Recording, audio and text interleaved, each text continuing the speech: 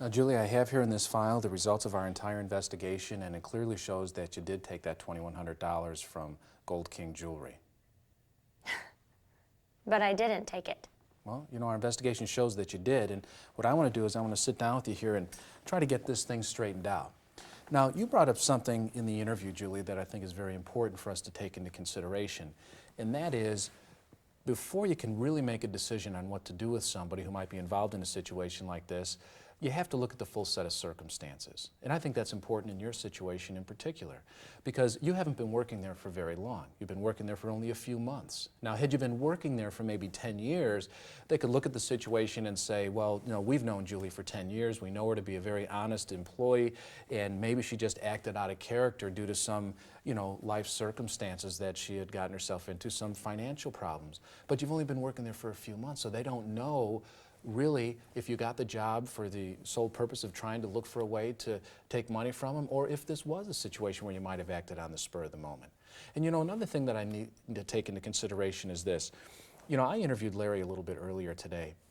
Seems like a nice guy, but you know, I'll be honest with you, I don't know how he made it into a position of being the assistant manager. He doesn't seem very conscientious. He seems a little bit of a scatterbrain.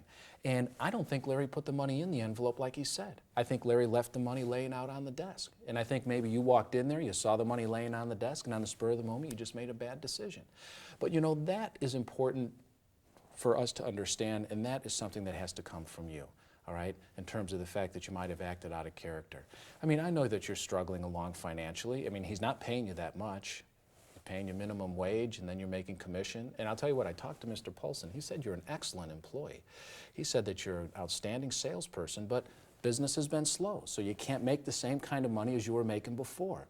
And raising a child on your own isn't easy. I know your boyfriend's moved out and he's not helping out financially, so you know, paying the rent, paying gas bills, paying, you know, your phone bill, then you got credit card bills, then just the expenses of raising a child, those things kind of mount up. I mean, I've got 4 kids of my own, and I know what that's like. I mean, I know what my paychecks are spent on before I even get them. It's cost a lot of money these days to raise children. And I think you're in a position here where you're working hard, you're doing the best you can. Larry's not doing his job properly, leaving the money laying out, and you walk into the office, you see it laying there, and I think on the spur of the moment you just made a bad decision. But unless that comes from you, Julie, they're not going to know that. They might be thinking that you got the job there for the sole purpose of looking for a way to try to rip this place off. Now, I'll tell you something else. I talk to people in these situations all the time. It's not like you're alone in a situation like this. A lot of people have done the same kinds of things. About 3 months ago, I talked to a woman. She'd been working at a bank for about 10 years, so the bank knew her pretty well. And she'd been married, she had 3 children, but then she got divorced. And what happened was her ex-husband took off, he wasn't helping with alimony, he wasn't paying any child support, which left the burden on her to be supporting her family. Now, she used to have 2 incomes to support her family, but when her husband took off, now she has 1 income. Well, what happened was she was a commercial teller, and so people would be coming in making large cash deposits. Well, one day this guy came in from a company. He made a deposit of what he thought was $15,000. He wrote out a deposit slip, but what he handed her was $18,000. He made a mistake of $3,000. Now, under normal circumstances, she'd have counted that money out and she would have returned it to him. But because of the fact that she was having financial problems, she was thinking of one thing, and that was her children. And she saw that extra money there, and she thought to herself, you know what? I need this money. My children need this money more than this company needs this money. And you know what she did? She took it. Now, on any other given day, she'd have told the person that, hey, look, you made a mistake on your deposit, and they would have made the correction. But you know what? A lot of times when people are in situations like this, they make mistakes in judgment. But why do you think I did it? Well, you know, because of this, Julie, I mean, all of the information that we've developed in this investigation shows that you did that. All of the interviews we've done, the other evidence that's been developed. And you know what? If I could show you everything that we've developed right now, it would make my job a lot easier. But I can't. And I'll tell you one thing we don't know, all right? The one thing we don't know is, what was Julie thinking at the time she picked up that money? That's what we don't know. What was going through her mind? What life circumstances was Julie facing at the time that she had taken this money? That's what's going to be important. Now, let's look at it this way. Let's say you were the boss. Let's say you were Mr. Polson, all right? You had 2 employees. And let's say you saw them both take money from the cash register. So you call in the first employee and you say to them, look, we have a shortage in your cash register. Do you know anything about it? And that employee looked you right in the eye and say, nope, I don't know anything about it. And you said, well, you know what, I think you took that money. Yeah, you think I took it? Prove it. Now let's say you call in the second employee and you say to them, hey, look, you had a shortage in your cash register. Do you know anything about it? And that employee tells you, well, you know, I do know something about it. You know, I took that money. I'm really sorry. I was going to try to pay it back in later. You know, I was running late on some bills. They were threatening to shut my heat off at my apartment. I didn't know what to do. And so, you know, I just took it. I'm really sorry. I want to try to straighten it out with you. Now, if you had those two employees, Julie, which one are you going to want to sit down and listen to and maybe talk with and try to understand?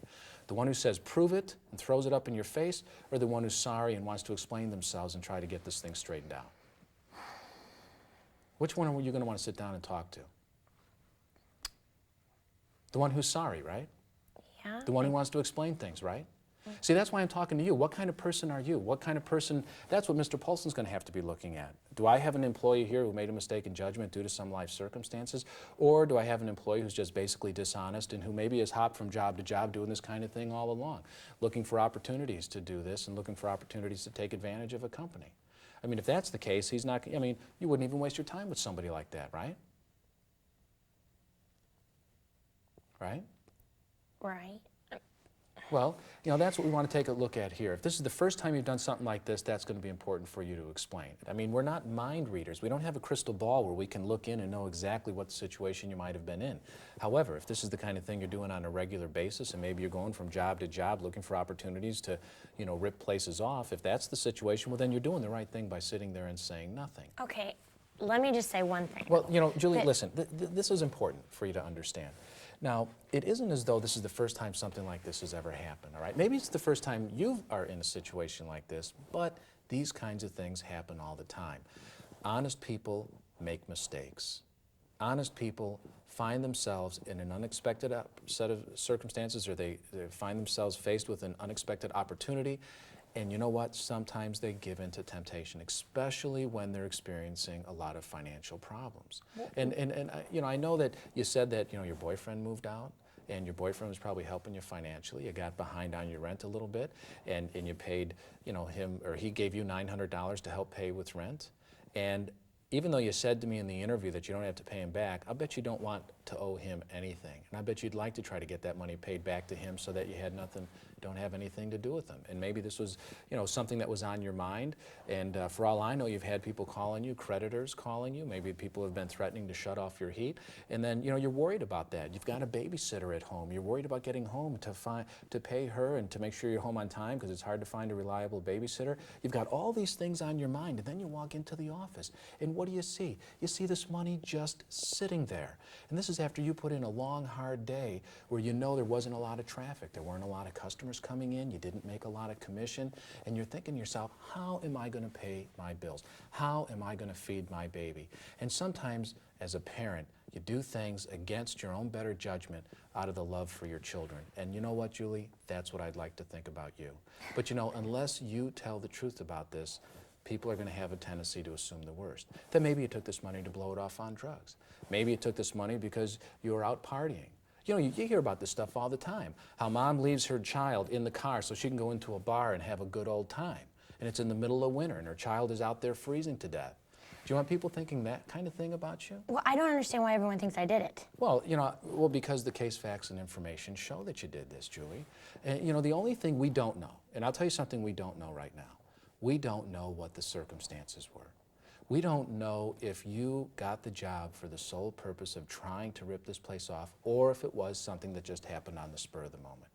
I think it just happened on the spur of the moment. I mean, this is not something you planned out, is it?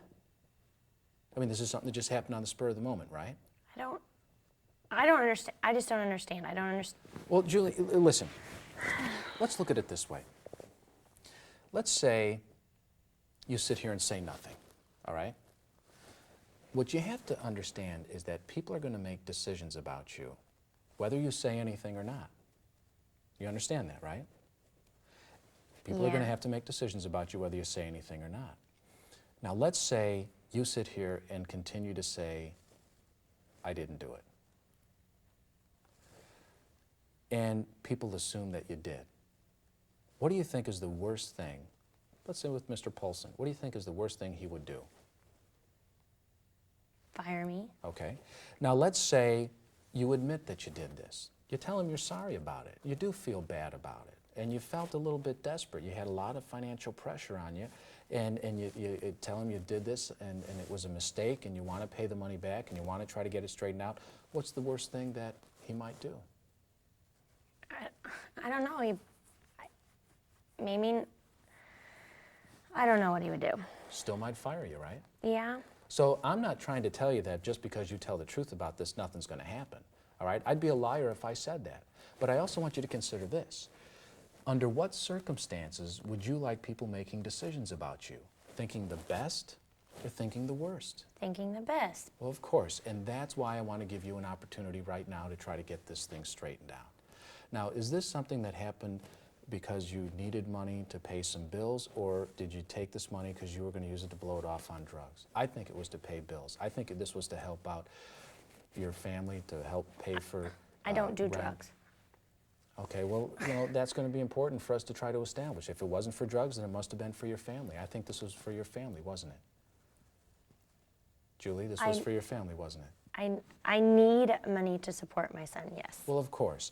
And everybody does, and it's very expensive. And you know, the way the economy is right now, it's putting everybody in a financially difficult situation.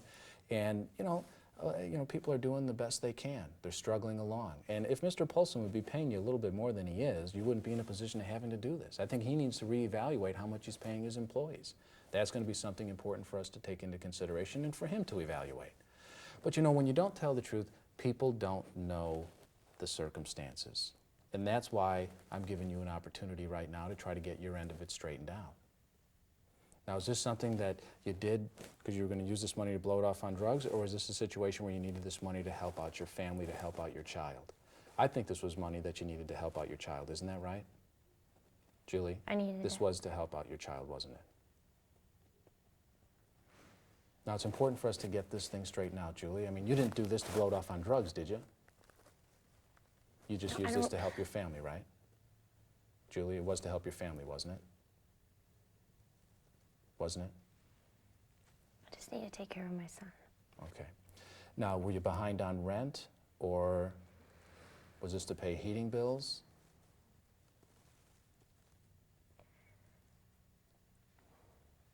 Well, let me ask you this. Was the money in the envelope, or was it laying out?